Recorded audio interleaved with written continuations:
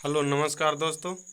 आज हम लोग बिहार स्पेशल वीडियो में बिहार के स्थानीय स्वशासन के बारे में जानेंगे। चलिए वीडियो को शुरू करते हैं। थोड़ा कलर चेंज कर लेते हैं दोस्त। चलिए शुरू करते हैं। स्थानीय स्वशासन का मतलब क्या होता है? तो स्थानीय जीवन किस काल में इसका देना है? तो चोल काल का देना है। स्थानीय स्वशासन किसका देना है? तो चोल काल का देना है। जनक कौन कहलाता है स्थानीय स्वशासन का? तो लॉर्ड रिपन कहलाता है। स्थानीय स्वशासन का जनक कौन कहलाता है? तो लॉर्ड रिपन। इसका गठन आर्टिकल कितना में है? तो 40 में। स्थानीय स्वशासन यानी ग्राम पंचायत का गठन कितने में? तो आर्टिकल 40 में है। पंचायती राज को संवैधानिक दर्जा 73वां संविधान संशोधन अधिनियम 1993 के द्वारा दिया गया था। कब दिया गया था? 1993। पंचायती राज विभाग भाग कितना में है? तो भाग 9 में है। पंचायती राज विभाग कितना भाग में है? भाग 9 में है पंचायती राज विभाग।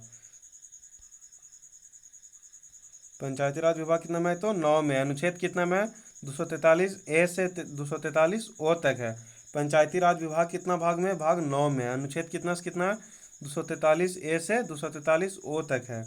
नगर पालिका कितना में? 9 के ए में है। नगर पालिका कितना में? तो 9 के ए में है।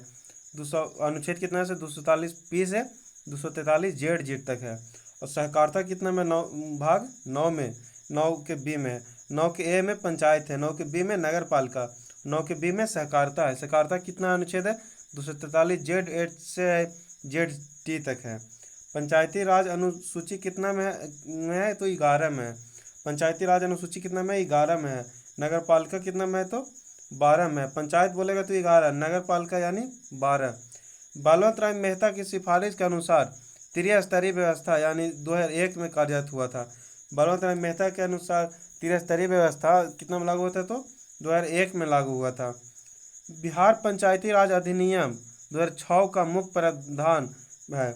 यानी अभी हम लोग जो देखते हैं बिहार में पंचायती राज, वो कितना के अनुसार चलता है? तो पंचायती राज अधिनियम 2006 के तहत। बीपीएससी में पूछा गया है दोस्त। चलिए आगे देखते हैं। पंचायत राज के 3 स्तर होते हैं: ग्राम पंचायत, पंचायत समिति और जिला परिषद। बिहार में महिलाओं को सभी स्तर पर 50% आरक्षण है। इस प्रकार 50% आरक्षण देने वाला बिहार भारत का प्रथम राज्य है। यानी महिलाओं को पंचायत स्तर पर 50% आरक्षण देने वाला भारत का प्रथम राज्य कौन सा है? तो बिहार है। याद रखेंगे दोस्त। बिहार में पिछड़े वर्ग को सभी स्तरों पर अधिकतम 20% आरक्षण होगा। क्या बोला? बिहार में पिछड़े वर्ग को सभी स्तरों पर कितना कम? अधिकतम 20% आरक्षण होगा। अनुसूचित जाति अनुसूचित जनजाति को जनसंख्या के अनुपात में आरक्षण प्राप्त होगा। ये स्टेटमेंट में देगा दोस्त कि बिहार में महिलाओं का कितना परसेंट आरक्षण है? तो 50% है। बिहार में पिछड़े वर्गों को कितना परसेंट आरक्षण है? तो अधिकतम 20%। अनुसूचित जाति और अनुसूचित जनजाति को कितना है? तो जनसंख्या के अनुपात में आरक्षण मिलेगा। इसमें कोई संख्या का निश्चित नहीं है, इसमें है जनसंख्या के अनुपात में आरक्षण मिलेगा। पंचायत राज का चुनाव कौन करवाता है? तो राज्य निर्वाचन आयोग करवाता है। पंचायती राज का चुनाव कौन करवाता है? तो राज्य निर्वाचन आयोग करवाता है। ग्राम सभा यह पंचायती राज के अधीन सबसे बड़ी सभा है। ग्राम पंचायत क्या है? तो पंचायती राज के अधीन सबसे बड़ी सभा कौन है? तो ग्राम सभा है। गांव के सभी मतदाता इसके सदस्य होते हैं। स्टेटमेंट में ये सब क्वेश्चन बहुत फंसाता है दोस्तों, इसलिए हम लोग ध्यान से पढ़ेंगे। क्या करा? यह पंचायती राज के अधीन सबसे बड़ी सभा है। सबसे बड़ी सभा कौन सभा है? तो ग्राम सभा है। गांव के सभी मतदाता इसके क्या होते हैं? सदस्य होते हैं। पूछेगा गांव के सभी मतदाता किसके सदस्य होते हैं? तो ग्राम सभा के सदस्य होते हैं। ग्राम सभा के 2 बैठक के बीच अधिकतम अंतराल 3 महीना यानी 3 माह अधिकतम नहीं होगा। यानी ग्राम सभा के 2 बैठक के बीच अंतराल 3 महीना के भीतर होना चाहिए। एक वर्ष में कितने बैठक होगा? यानी 4 बैठक होगा। पूछेगा ग्राम सभा के एक वर्ष में कितनी बैठक होता है? तो 4 बैठक होगा। और पूछेगा कि नहीं 2 बैठक के बीच कितना अंतराल होता है? तो 3 माह अंतराल से अधिक नहीं होना चाहिए दोस्त। चलिए आगे देखते हैं दोस्त। ग्राम सभा की बैठक का आयोजन मुखिया द्वारा संपन्न कराया जाता है। ग्राम सभा का कोरम गणपूर्ति कुल सदस्यों का 1/20 होता है। कि क्या कर रहा है? तो ग्राम सभा की बैठक के आयोजन कौन करवाता है? तो मुखिया करवाता है। किसके द्वारा? मुखिया द्वारा। ग्राम सभा की बैठक का आयोजन किसके द्वारा किया जाता है? तो मुखिया द्वारा। ग्राम सभा के कोरम की गणपूर्ति की संख्या कितना है? तो 1/20 होता है। ग्राम सभा की बैठक की अध्यक्षता मुखिया द्वारा की जाती है तथा उनके अनुपस्थिति में उप मुखिया द्वारा की जाती है। चलिए अब देखते हैं ग्राम पंचायत। ग्राम पंचायत में मुखिया, उप मुखिया, वार्ड सदस्य प्लस 7,000 की जनसंख्या पर एक ग्राम पंचायत का गठन होता है। बीपीएससी टीरी में पूछा था दोस्त, यानी टीचर भर्ती में, कि एक ग्राम पंचायत का गठन कितनी जनसंख्या पर होता है, तो 7,000 की जनसंख्या पर होता है। बहुत इंपॉर्टेंट वीडियो है दोस्त। चैनल अच्छा लगे तो चैनल को सब्सक्राइब करें, लाइक करें, शेयर करें। चलिए आगे देखते हैं ताकि मोटिवेशन मिले और अच्छे अच्छे वीडियो डाल सकूं। ग्राम पंचायत का कार्यकाल कितना वर्ष होता है? 5 वर्षों का होता है, परंतु इसके विघटन 6 माह के अंदर पूर्ण भर लिया जाएगा। अगर ग्राम पंचायत विघटन हो जाएगा तो 6 माह के अंदर भर लिया जाएगा। वहाँ ऑप्शन में देता है दोस्त 12 महीना, इसका कोई निश्चित टाइम नहीं, ये 6 महीना के अंदर भर लिया जाता है। अगर मान लिया जाए ग्राम पंचायत चल रहा है दोस्त, कोई मुखिया का आपातकालीन मृत्यु हो गया या कुछ और हो गया, तो उस कार्यकाल को 6 महीने फिर पुनः चुनाव 6 महीना के अंदर कर लिया जाता है। चलिए आगे देखते हैं। मुखिया, इसका चुनाव प्रत्यक्ष मतदान द्वारा होता है। ग्राम पंचायत में मुखिया का चुनाव किसके द्वारा होता है? प्रत्यक्ष मतदान द्वारा होता है। उप मुखिया का चुनाव वार्ड सदस्यों के बहुमत द्वारा अप्रत्यक्ष चुनाव से होता है। बहुमत बराबर होने की स्थिति में परिणाम लॉटरी जारी द्वारा होता है। बीपीएससी में पूछा था तो उप मुखिया का चुनाव कैसे होता है, तो इसमें लॉटरी द्वारा भी होता है, यानी आप वार्ड सदस्यों के बहुमत द्वारा प्रत्यक्ष चुनाव से होता है। बहुमत बराबर होने की स्थिति में क्या होगा, तो लॉटरी होगा। वार्ड सदस्य का चुनाव प्रत्यक्ष मतदान द्वारा होता है तथा प्रत्येक 500 जनसंख्या पर एक वार्ड सदस्य का निर्वाचन होता है। पूछता है दोस्त कि कितनी जनसंख्या पर एक वार्ड सदस्य होता है, तो 500 की जनसंख्या पर एक वार्ड सदस्य होता है। चलिए, मुखिया एवं उप मुखिया अपना त्यागपत्र जिला पंचायती राज पदाधिकारी को देते हैं। किसको देते हैं, तो मुखिया और उप मुखिया अपना त्यागपत्र किसको देगा, तो जिला पंचायती राज पदाधिकारी को। चलिए आगे देखते हैं। वार्ड सदस्य अपना त्यागपत्र स्वयं लिखकर मुखिया को दे सकता है। वार्ड सदस्य अपना त्यागपत्र किसको देगा, स्वयं लिखकर मुखिया को दे सकता है, जिसके 7 दिन बाद तक उसका पद रिक्त हो जाएगा। अगर 7 दिन से पहले वापस ले लेता है तो उसका पद रिक्त नहीं माना जाएगा। ग्राम पंचायत की बैठक के लिए गणपूर्ति सदस्यों की कुल संख्या आधी होती है। अब ग्राम कचहरी देखते हैं दोस्त। ग्राम पंचायत में न्यायिक पद का ग्राम कचहरी होता है। ग्राम पंचायत में न्यायिक पद ग्राम कचहरी होता है, यानी न्याय कौन देता है, तो ग्राम कचहरी देता है।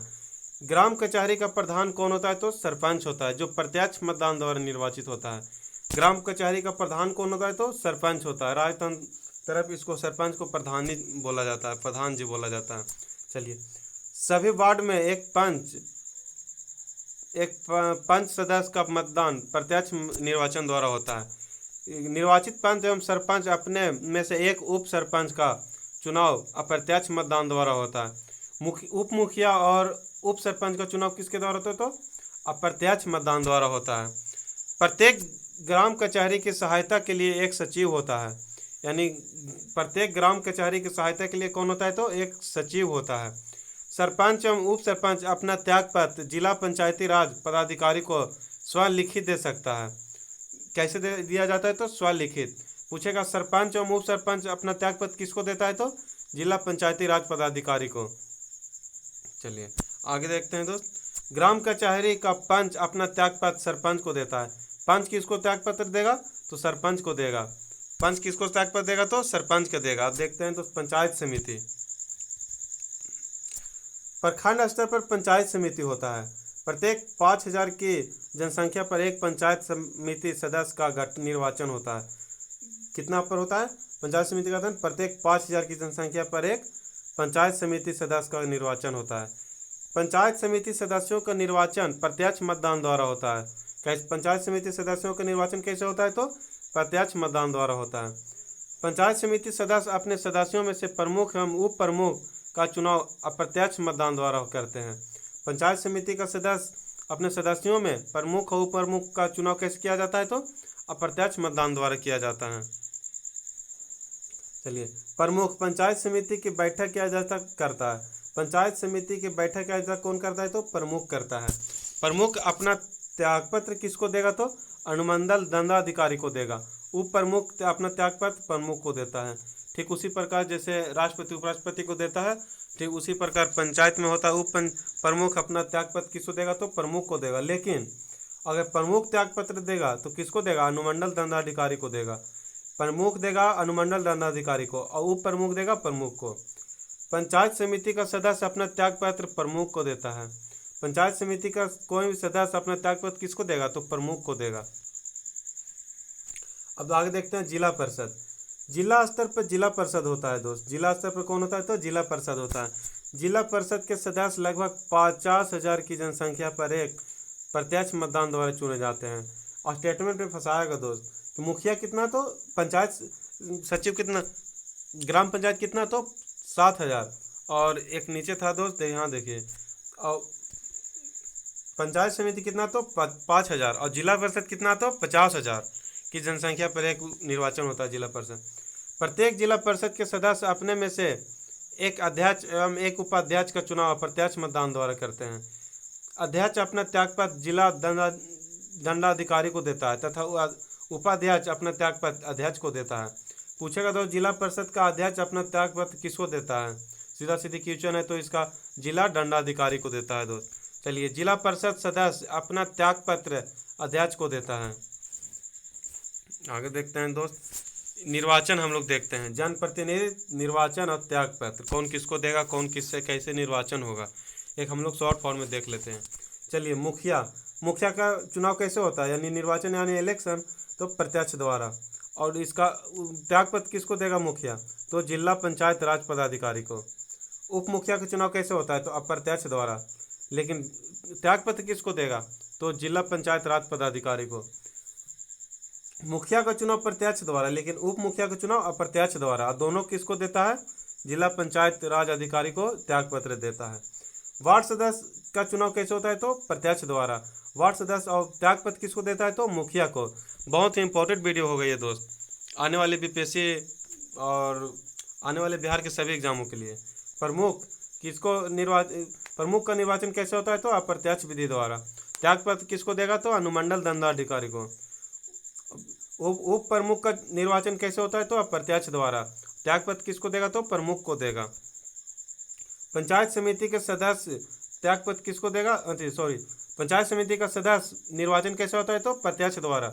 और त्यागपत्र किसको देगा? तो प्रमुख को देगा। जिला परिषद अध्यक्ष निर्वाचन कैसे होगा? तो अप्रत्यक्ष विधि द्वारा। और त्यागपत्र किसको देगा? तो जिला दंडाधिकारी को। जिला परिषद उपाध्यक्ष का चुनाव कैसे होता है? तो अप्रत्यक्ष द्वारा।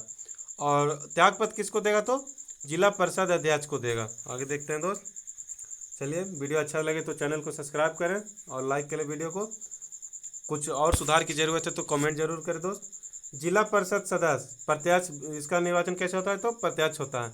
जिला परिषद अध्यक्ष इसका त्यागपत्र देगा। सरपंच का चुनाव कैसे होता है? तो प्रत्यक्ष होता है। और त्यागपत्र किसको देगा? तो जिला पंचायत राज पदाधिकारी को। मुखिया भी जिला पंचायत राज पदाधिकारी को। उप मुखिया भी जिला पंचायत राज पदाधिकारी को। सरपंच भी किसको? तो जिला पंचायत राज पदाधिकारी को। उप सरपंच का चुनाव अप्रत्यक्ष होता है, लेकिन त्यागपत्र किसको देगा? जिला पंचायत राज पदाधिकारी को। पंच का चुनाव प्रत्यक्ष द्वारा, और त्यागपत्र किसको देगा? तो सरपंच को देगा। चलिए आगे देखते हैं। बिहार में नगर पालिका अधिनियम 2007 त्रिस्तरीय संरचना। चलिए देखते हैं। त्रिस्तरीय में पहला में हो गया नगर पंचायत, दूसरा में नगर परिषद, तीसरा में नगर निगम। संख्या नगर पंचायत की कितना है? तो 154। इसका हेड कौन होता है नगर पंचायत में? तो चेयरमैन होता है। और नगर परिषद की संख्या कितना है? तो 88। इसका हेड कौन होता है? तो अध्यक्ष होता है। नगर परिषद यानी हेड कौन होता है? तो अध्यक्ष होता है। और नगर निगम में कितना है? 19 नगर निगम है बिहार में, और इसका हेड कौन होता है? तो मेयर होता है। नगर पंचायत में चेयरमैन। देखिए दोस्त, इसमें ध्यान से देख लीजिए। ग्राम पंचायत में मुखिया, नगर पंचायत में चेयरमैन, और नगर परिषद में अध्यक्ष, नगर निगम में मेयर। ये सब ध्यान से पढ़िएगा दोस्त। नोट, राज्य वित्त आयोग का गठन राज्यपाल द्वारा 5 वर्षों के लिए किया जाता है। राज्य वित्त आयोग का गठन कितने वर्षों के लिए होता है? तो 5 वर्षों के लिए होता है। कौन करता है? तो राज्यपाल करता है। चलिए आगे देखते हैं। राज्य वित्त आयोग का गठन कितना में है? 243 के आई में है। आई से राज्य वित्त आयोग का गठन कितना में है? 243 आई में किया जाता है। इस वीडियो को इतना रहने देते हैं दोस्त। अगले वीडियो में हम लोग बिहार के इतिहास के बारे में जानेंगे। वीडियो अच्छा लगे तो चैनल को सब्सक्राइब करें और वीडियो को लाइक करें। जय हिंद, थैंक यू।